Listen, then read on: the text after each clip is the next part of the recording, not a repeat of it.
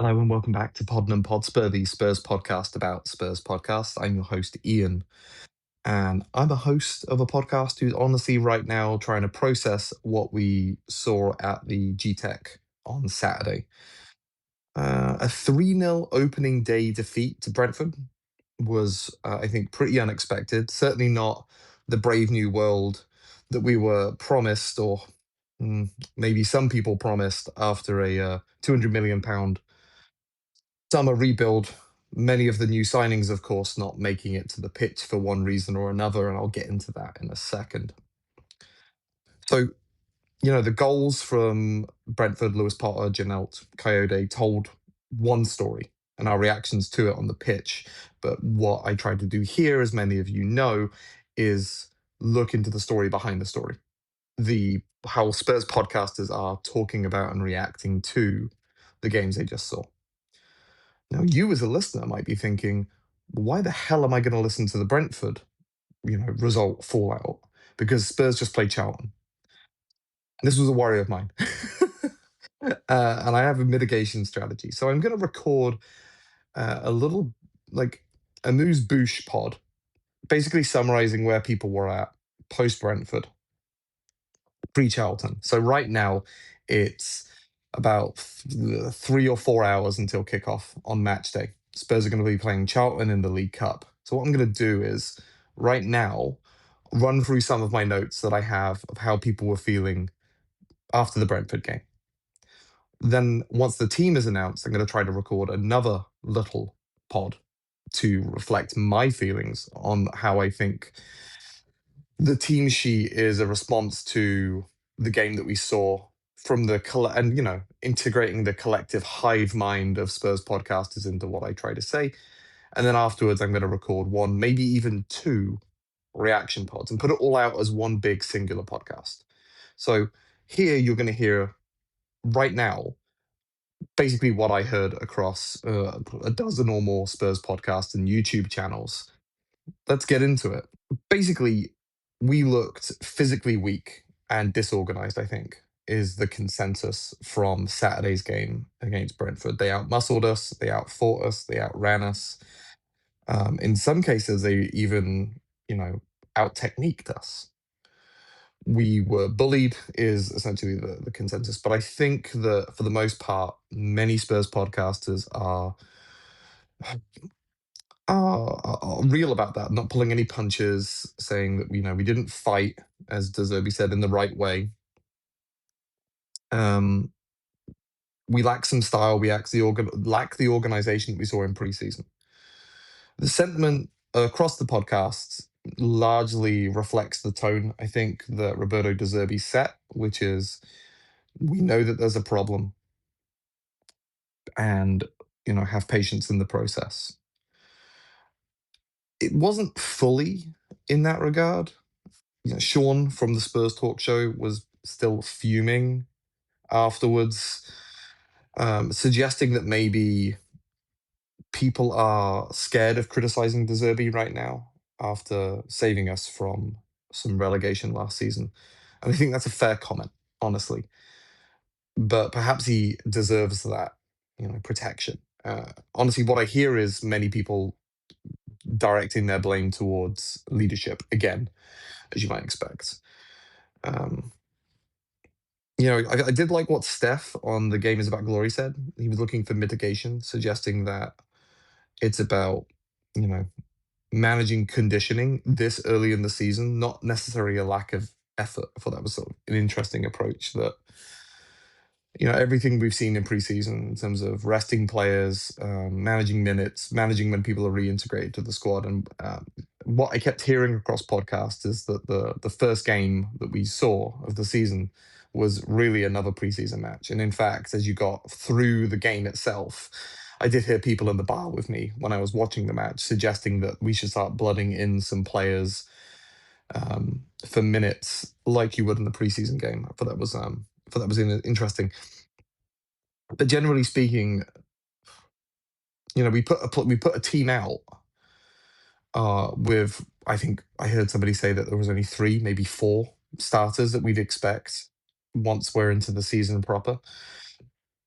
From my perspective, a lot of the criticisms that are being thrown at these guys should be considered in the context that they probably know their second choice. And although we'd love for them to fight for the shirt, some of them are perhaps still looking at potential exits and exit strategies. We've heard from Richarlison. Is he in? Is he out? Lucas Berraval was the subject of many transfer rumors earlier in the summer. So I do wonder if some of those players out there are their headspace isn't quite right, and we just don't have the fit first teamers to come in who know that they're going to be locked in and sticking around. There's also the whole issue of chemistry. And the whole thing on Saturday, and I think for the first few games of the season, can be looked at a variety of different chemistry experiments. So let's talk about the debutantes, including Sandro Tonali, our £100 million marquee signing. Many people felt he had a bit of a nightmare debut. Um, some people asking if he was uh, a case of pretty bad overspending, and that's a little unfair, especially for the first game of the season. I did hear that across a few different pods of people questioning Tonali's effect in this, and honestly, probably his price tag set expectations way too high for some folks.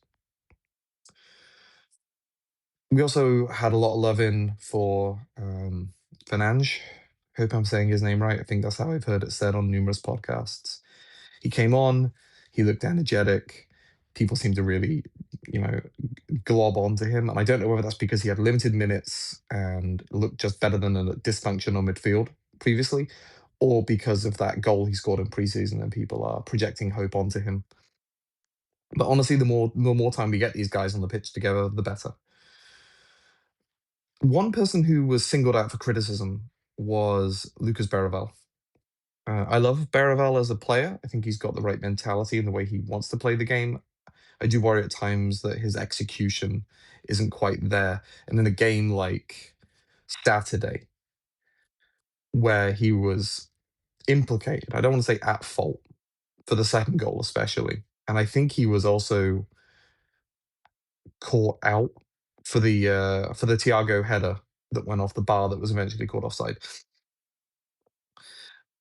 That he was singled out for criticism quite a bit. Um, Jack on Rule the Roost was questioning if starting him was a club led decision for the future. I think De Zerbi shared some words to that effect in his post match press conference. Something about being for the future. I forget who said it, but another podcaster pointed out that actually De Zerbi also said that he was expecting some physicality from Baravel. And honestly, with what we saw from Brentford's midfield, I can kind of understand why De Zerbi was trying to pick players for that matchup, but it just didn't play off. Um, so yeah, this whole planning for the future thing it was maybe just a misspeak. I don't know, but the words are out there, and you can interpret them how you want. Windy on, I think was that on. I think on both his podcast, The Extra Inch, and on Jack's podcast, Rule the Roost, called Baraval's tracking of runners a nightmare. And I'm worrying a little bit, like a few other pods I heard, about whether or not Lucas has improved at all in his time with us. I think in his first season he showed a lot of promise, was really energetic, dynamic at times, brave. I think bravery is one of Baraval's key attributes. But looking at him on Saturday, especially, maybe he was out of position, maybe he was in a completely dysfunctional team, and singling out anybody is kind of unfair. Um, I do wonder if, due to the conditions at the club, he's stayed mostly the same player, but just with more pressure and expectation placed upon him. Now, another young player that often gets thrown into a conversation about Lucas Baravel is Archie Gray. Two guys signed in the same summer. I think they're both 20, both prodigious talents, but signed from very different, situations. Archie coming up from the championship, so having all of those projected expectations onto him that he's used to the English game, and the narrative around him tends to focus on his leadership qualities. Lucas comes in, and I think because he hasn't quite found himself as a player yet, nor has Archie fully, but his flexibility gives him a lot of rope. But yeah, Lucas comes in and is getting criticized quite a bit. I do wonder if some of that is because of the transfer rumors and people are talking about Lucas thinking he's better than he really is. I heard that on a few different podcasts, and I I think that's a little unfair on him, but it is what it is. Anyway, Archie, he had an amazing personal achievement, and I think for the club as well. Which was him being named our youngest ever captain. Some outlets reported that he was the youngest since Harry Kane. That's only the Premier League era. It was actually since Steve Perryman, who is, as many of you will know, a absolute club legend. And there were some people who were a little salty. Um, Somebody on Talking Tottenham 1882 called it a disgrace that the record from Steve Perryman was taken in an opening Premier League game for, and that's again that's unfair on Archie to put that conversation and narrative around him because Steve Perryman at 20 years old wasn't a legend himself. He got there through taking leadership opportunities, through putting himself out there. Um, Through training well, through hard work. And I think that we see those qualities in Archie. Will he rise to the level of Steve Ferryman? Probably not. Rose tinted glasses are a tremendous catalyst to somebody's perception. But there were questions about the decision to have him be a captain in this game. A lot of chatter about leadership group stuff. People were kind of divided on whether the leadership group matters or not. I fall into a bit of a weird middle ground camp where I think that it's important to have people identified by the management as trusted go-betweens between the club leadership, the football side leadership, like De Zerbi and his team, as well as the players themselves. And somebody like Archie Gray fits in really well into that structure.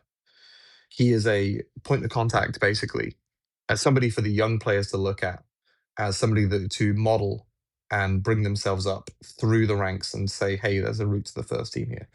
And that was expressed on a few different podcasts as well, which I was pleased to hear, quite frankly.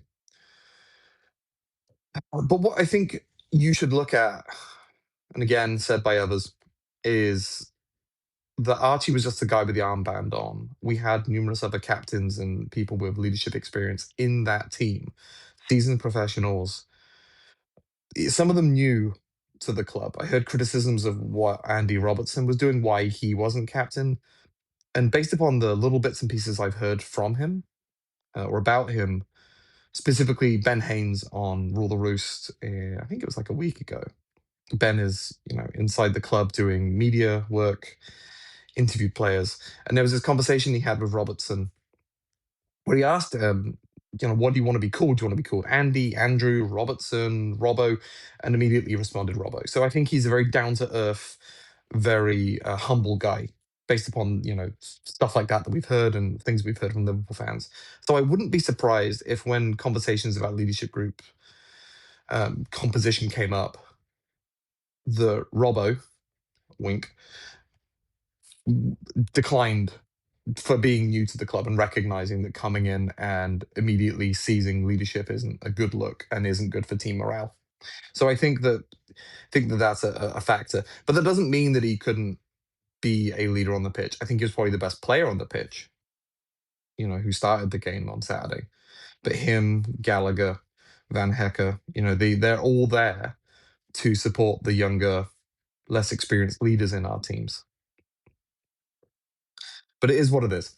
I don't think that that's really the reason that you can point to and say that's why we lost was a lack of leadership. It was multifactorial. Brentford were better than us. We didn't have our first team players out there. Our preseason was messed up because of the World Cup, and more so than Brentford. You've got to remember that. Our players have come back, and we've obviously been managing them very carefully.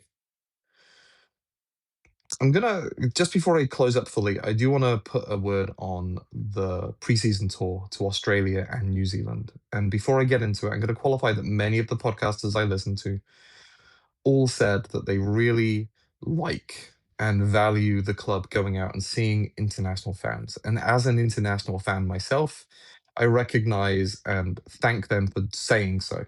Because very often I feel like these conversations about where tours should take place can put those of us who are international fans into a bit of an odd position where we want to see our heroes, our favorite players live and in the flesh without having to fly thousands of miles or drop thousands of pounds, dollars, euros, whatever.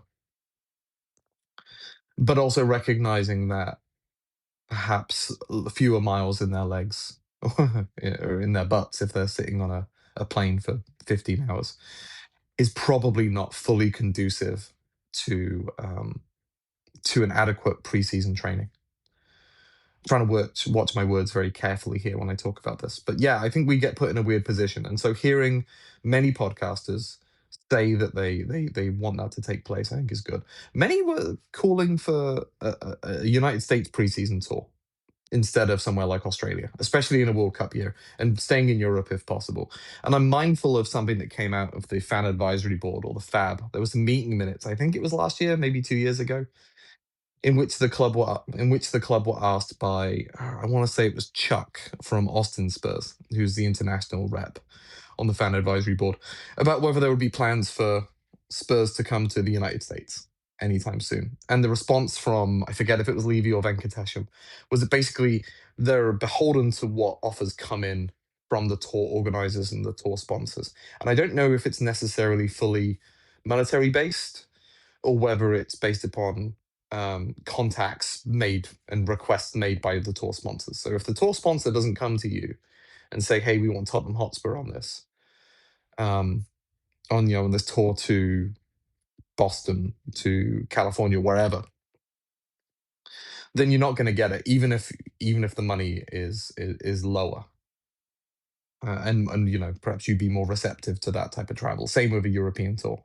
Perhaps the cost differential between going to Australia and staying closer or slightly closer really wasn't a good choice. People also pointing out that these were decisions made last year, probably. It also makes sense. They are planned many years out. So this would have been potentially a Daniel Levy hangover. People blaming him for this. Venkatesham was in situ at the time, if that's true. But I think almost every pod, from the tease room to the Tottenham Depot to whoever, blamed the travel that the players went through for our physical slump, and arguing that commercial interests once again outweighed sporting preparation. I do think that we heard that Roberto De Zerbi was somewhat unhappy about the tour itself and pushed back on some non-sporting arrangements. Whether this is a bit like the pitch situation, whether the artificial pitch at the Tottenham Hotspur Stadium is responsible for how many injuries we've had, I feel like the tour has just fallen into this bucket of excuses and blame that many Spurs podcasters and many terminally online folks like myself have globbed onto and have decided to integrate into their criticisms of how the club runs. But we lost the game. So if we had won it, would people be complaining? Probably not. It's like everything. You only connect two dots in a negative way if there's a negative outcome. Nobody would be saying that the tour to Australia was a great thing if we won that first game 5-0. Maybe I'm being a little facetious there. So let's keep an ear out. I want you to think about these things when you watch the Charlton game or rewatch the Charlton game, and think ahead to Newcastle this weekend. And when you listen to the podcasts that you enjoy, what I will note is that I think many folks leading up to Brentford itself in their preseason previews were predicting Spurs wins, or at the very least, score draws. And it did make me wonder, especially in the case of narrow Spurs wins, score draws, whether those were people kind of hedging their bets, feeling a little bit like they can't be truly honest about things like scorelines and whether Spurs are going to get beaten, especially in the first game of the season. And that makes me wonder additionally about what we expect as listeners from podcasters. Do we want them to be, cheerleaders and make us feel better? Do we want them to be realists? Uh, do we value their contradictory opinions to our own? And I did hear a few different people suggest that they didn't feel comfortable saying that they thought we'd lose. Now, maybe that's also people trying to have their cake and eat it. If we won or draw, then they would have been correct. By saying that they actually thought we were going to lose, they're also correct. A win-win situation that you can probably see through pretty easily. So let's hope for the best. I'll be back in a couple hours once the team sheet is released. I'm hoping at this point, based upon the difficulties in getting and expressing chemistry on the pitch, that we actually see quite a few first teamers out against Charlton. We shouldn't need to rest players. It's early season. What I kept hearing from podcasts was connections, relationships. I think a big issue was our organization in for many of the goals. Out of position, not clearing balls effectively because people didn't know where other people would be on the field. Let's see. I hope that Kinski gets more time in the net. He was potentially at fault for the second goal. He did get behind it and parry it away, but parried the ball back into danger. Do have those worries about him and judging his flight of the ball. Many people revisiting whether or not De Zerbi actually wanted a new goalkeeper. I think Windy said that on the extra inch, that he heard many rumors that we were looking at somebody, and people questioning whether or not we'd be going back into the market now. But I think Kinski, as much as anybody else, needs that time on the field, um, developing patterns, developing relationships, and not just being asked to pump the ball up to Richarlison, who can't control it. And Lord knows why we weren't asking Richie to kind of head the ball on to Tell or Mikey Moore. Anyway, that's by the by. God, I didn't even talk about Mikey Moore. Mikey Moore was good. People gave him a lot of leeway for his performance. Some people saying that yes, this shows that he definitely needs that loan to Germany, which I will point out. If you listen to my squad audit podcast, a lot of people calling for Mikey Moore to be integrated into the first team this year. So I think that there was a bit of a wake up call from that game. So I'll be back. Hoping for many first teamers. Let's keep developing chemistry. Let's keep developing relationships. I'm hoping for a Savinho appearance off the bench. I think that'll be great. I think that'll really give the crowd a boost. It's a home game, so I think he'll get cheered as a big money signing, and also as somebody who's expressed a willingness to sign and play for our club. I think that's really cool. Maybe Financh gets some meaningful minutes, and I'll be back after the break.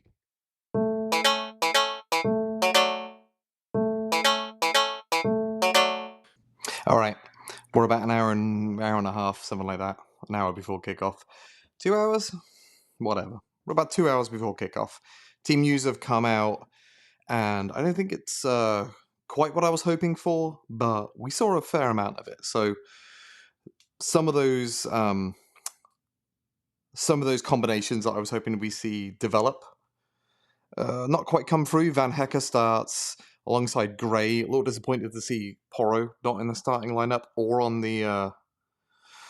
But hopefully he can get something off the bench. I see he's on the bench here.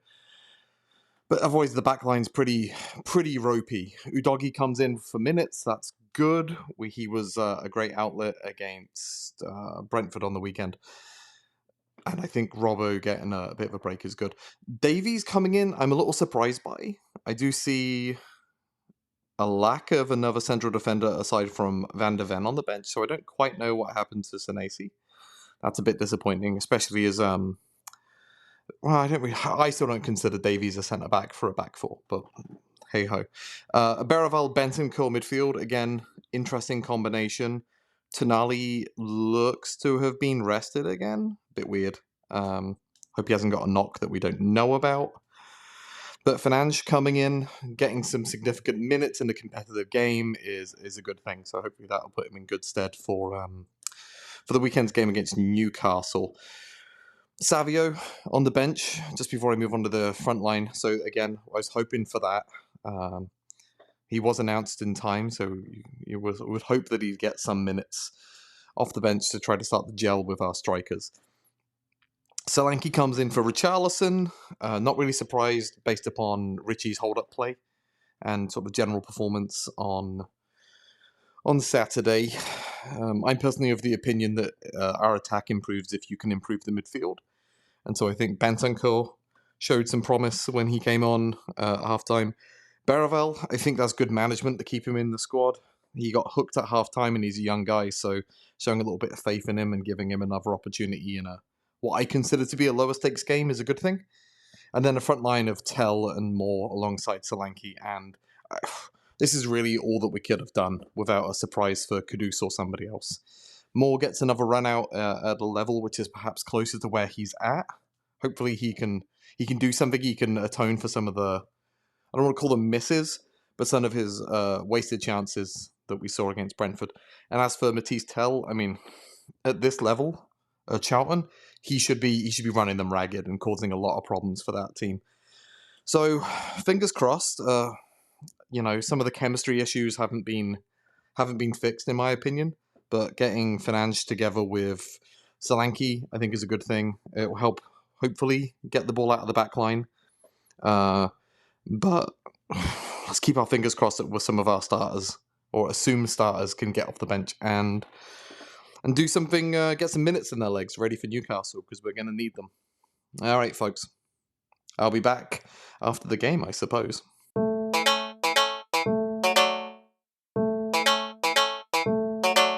All right, guys, I am back again. It's 10 minutes before kickoff. I've listened to a few different YouTube live streams. People are leaning towards pretty underwhelmed by the lineup, if not bordering on downbeat and depressed. Major questions about Danso, Tonali, and Senesi, namely why Danso didn't start over Ben Davies. A few people did point out that he's not really a left centre-back, but not everybody pays attention to that type of stuff. Questions about Tonali and Senesi, whether they got injured. I think Sean, somebody else on Spurs Talk Show, might have said that maybe he's just getting rested. Actually, no, sorry, that was Dave on the Irish Hotspur. And so, the only people who were really slightly positive was Sean, who I just mentioned on Spurs Talk Show. He was okay with the team, pointing out, what are you going to do? It's kind of an expected lineup. Many people were upset about Davies starting, probably because, a bit like I said, not really convinced by him as a top-level centre-back anymore, especially in a 4. But I do wonder if some of the concerns that people flagged about captaincy and leadership, maybe there was an attempt, if you're going to rest Robertson, you're going to rest Gallagher, maybe you bring in Davies to offset some of the pressure on Archie Gray and let him just focus on being a right-back. So, yeah, I think... let's see. Some also issues about the number 10, whether Baraval's going to be there, whether it's going to be Fernandes. If it is the latter, are you going to lose some of his benefits in the 8? So it's an imperfect team.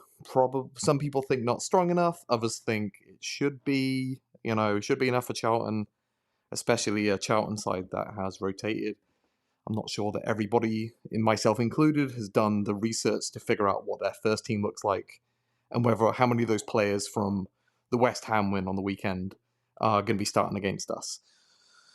But it does seem like they've rotated a little bit, so that's given me some confidence that this team should have enough, especially with the strength we have on the bench, to bring players in and hopefully get the win that we need.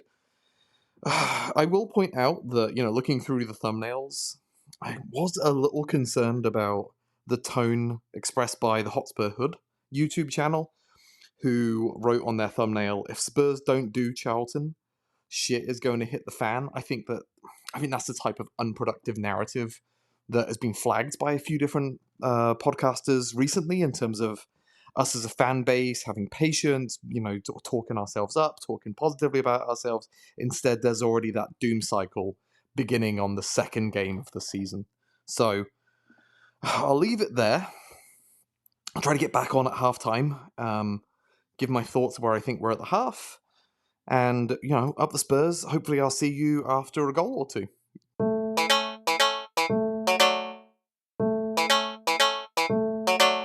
All right, we're back. It's halftime. Spurs are 2-0 up from goals. Thanks to Mikey Moore and Dom Solanke, two players who really needed to get the ball in the back of the net. You can see the type of player that Mikey Moore is.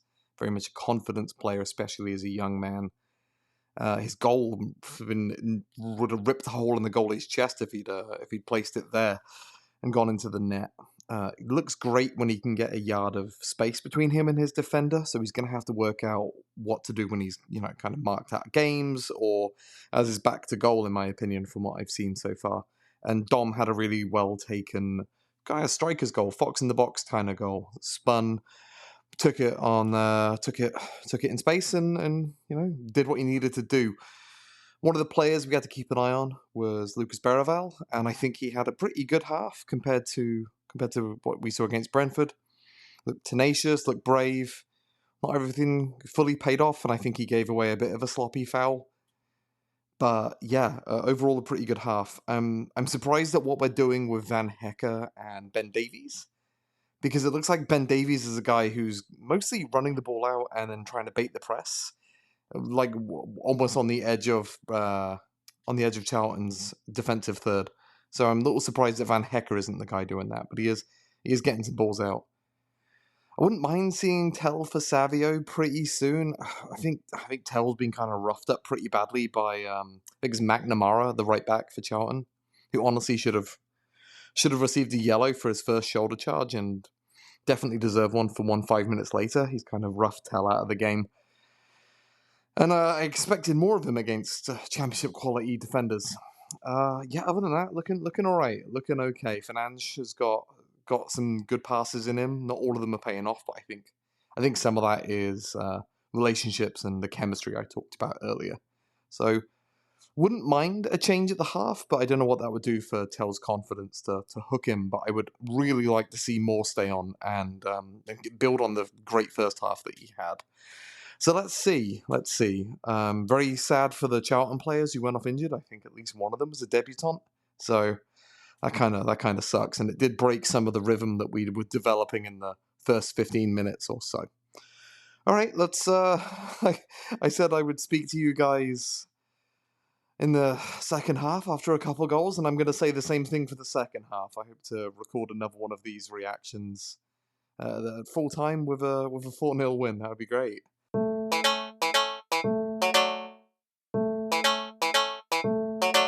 The full-time whistle just blew, and I am absolutely buzzing. I can't remember the last time that Spurs absolutely blew out a team, and it just feels so good, doesn't it?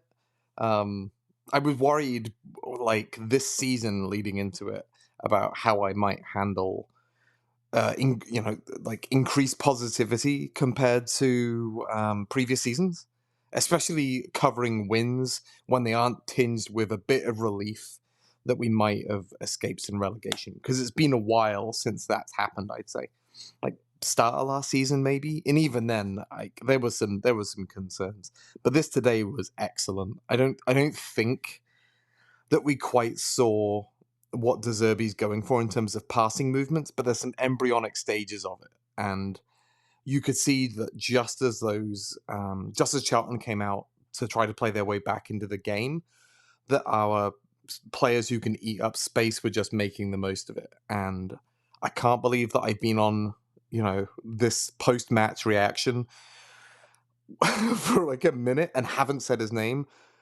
Sorry, Mikey Moore. Savio is my guy on this. Like, he came in and instantly clicked into being our best starter, with the caveats that it was against a Charlton team, championship team, who rested players at the back end of the game, who were chasing the game, but he came in and just created threat after threat after threat. He looked a little selfish, but if he can do that in every other game, create something, score a goal, keep doing it, dude. Keep doing it. I mentioned Mikey Moore. I'm so glad he got the full 90 minutes, and honestly, I wouldn't mind seeing Moore start on the left against Newcastle, with Savio starting on the right if he's ready to start, and dropping Tell to the bench.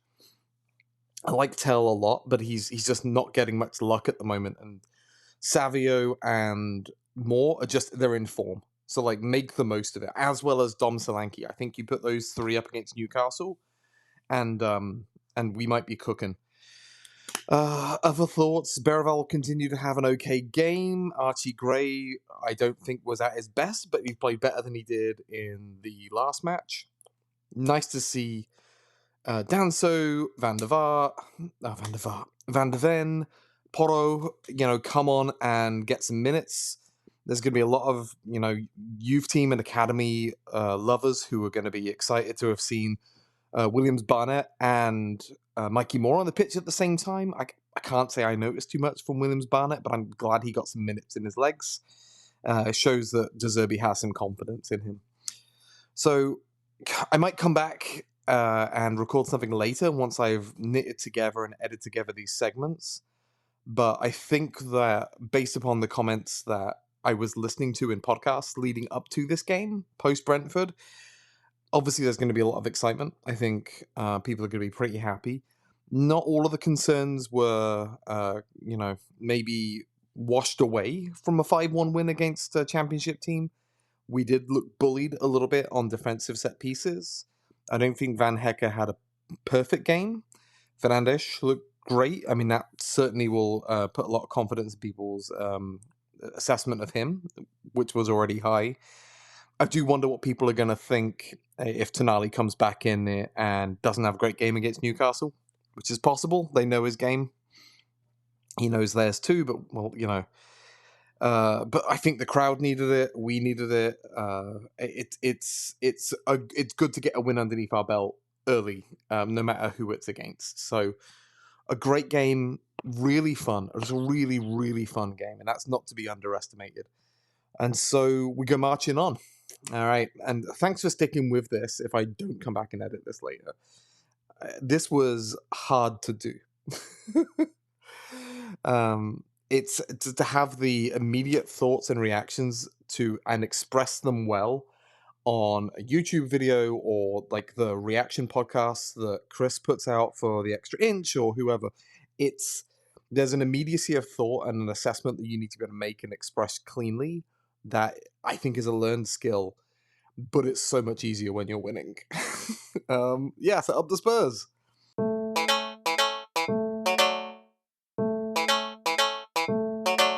All right, last recording of the evening. It's been a really fun day. I've liked these. I like doing this. I might do it again when I've got a tight turnaround on some podcast reviews to kind of, in real time, think about the stuff that I've heard people saying and the narratives that I'm picking up on. And yeah, this was a lot of fun. I hope you had fun with it too.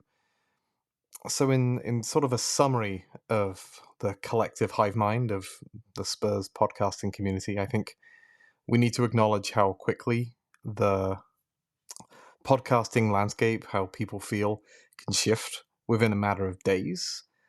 There was a doom cycle narrative that was even beginning on some of the YouTube channels that I mentioned earlier, which is crazy before even the second game is kicked off. But that was, emblematic even of how people felt post Brentford. And hopefully now this 5-1 win over Charlton, admittedly, Charlton, big caveat, might help calm those down who were, bordering on making some really big statements really early in the season. This isn't what we saw last year with Thomas Frank, but I think we've all got a bit of muscle memory or some echoes of negativity from that. It's also clear that people are looking for excuses and blame already. I did mention the Australia and New Zealand tour. People think caused a physical slump, and that was a big bucket of excuses for folks to throw around.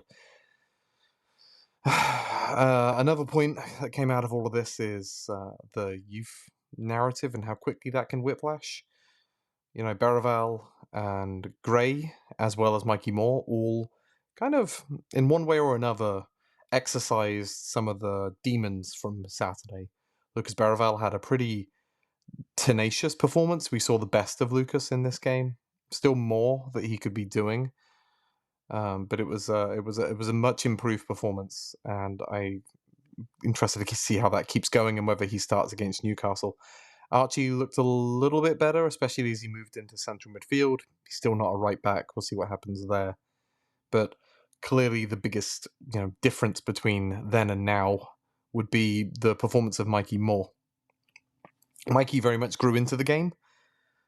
He was taking on his man, trying to find a yard of space, and when it eventually paid off and he was able to get a shot off, I think you can tell he's a confidence player. So let's let's keep an eye on that. He was somewhat involved in Solanke's goal, being busy around the box, and had a few really good take-ons in the second half too. So short of Savino, I apologise, starting on Saturday, I wouldn't mind seeing more in and around the first team, whether he starts over Savio, who might need some more time to gel with the team, or starting instead of Tell on the left, who I didn't think had a great game and probably should be included in the youth debate I mentioned earlier. So we're still seeing some embryonic stages of tactics. I think that was something I mentioned earlier. Passing movements might be a little bit better, especially against tired legs we saw. We do have to debate what the sort of best short-term team is, especially for a trip to Newcastle. I did hear today from a Newcastle fan that Burn and constant thorn on our side, Joe Linton, are both out. So that's a shot in the arm. And they also had a bit of a battling win over West Brom in the League Cup today. Speaking of players, we've got Tonali hopefully coming back in for the Newcastle game against his old team. Let's see how the price tag weighs on his shoulders. I think he's got. I think for better or for worse, the betting controversy that he went through probably means he has quite broad shoulders. So I think he'll be able to play through any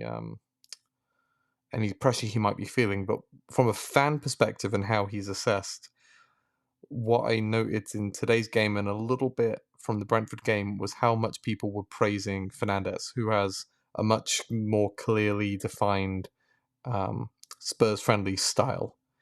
Working the ball, constantly scanning, looking for through passes, looking to play the ball, looking to get on it. I'm hopeful that him alongside Tonali will be a great combination and bring out the best in both of them. And I think that Tonali was just in a bit of a bad situation on Saturday. So we come down again to the kind of the cheerleader and the realist dichotomy in Spurs podcasting. This tension between the two. What do fans want? What do I want? As I was listening to the preview shows on YouTube, it's funny to note how often listeners write in to complain about what they're hearing. And I do appreciate when the person hosting stands by their by what they say. As a person, I sometimes find myself agreeing with the people I'm chatting to, just kind of I try to walk in their shoes, and perhaps I walk in their shoes too much instead of holding on to my convictions. Yeah, so let's see how this makes people feel. I'm going to be paying attention to this role, I think, this interaction, sort of the fourth wall between live podcasters and their audience much more closely this season. It's not something I've really thought about too much. It's been in the back of my mind, but having, sat through it today, it's given me another little project to work on. So thanks for being along for this ride. I hope you enjoyed it. If you did, 5 stars, comment, share, follow online, Tottenham Hotspur everywhere. You can email me, tottenhampodspur@gmail.com. And go out there and, love each other. Embrace the joy of a 5-1 win. Don't let somebody tell you it's just Charlton. Because 3 or 4 days ago, we were losing 3-0. Today, we won 5-1. That's great. And until we play Newcastle, we're a winning team. Enjoy it. Make sure you listen to some podcasts. Make sure you talk to me about them. And up the Spurs.